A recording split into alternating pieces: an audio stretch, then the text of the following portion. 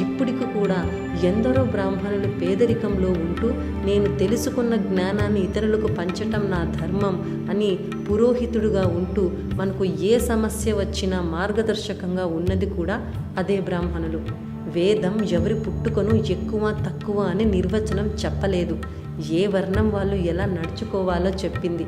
నువ్వు ఏ వర్ణంలో ఉండాలనుకుంటున్నావో అనే నిర్ణయాన్ని మనకే వదిలేసింది. ఏ వర్ణం వారైనా తరించిపోయే మార్గాలని చెప్పింది.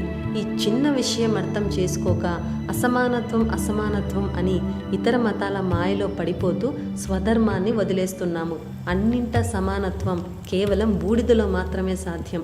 తప్పులను సరిదిద్దుకుంటూ ఎక్కువ తక్కువలు సమం చేసుకునే జీవన విధానమే సనాతన ధర్మం.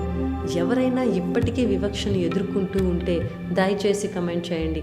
వేదం అంగీకరించిన జీవన విధానాన్ని సాగిస్తున్న అన్ని వర్ణాల వారికి నమస్కరిస్తూ జైతు సనాతన. నమస్తే.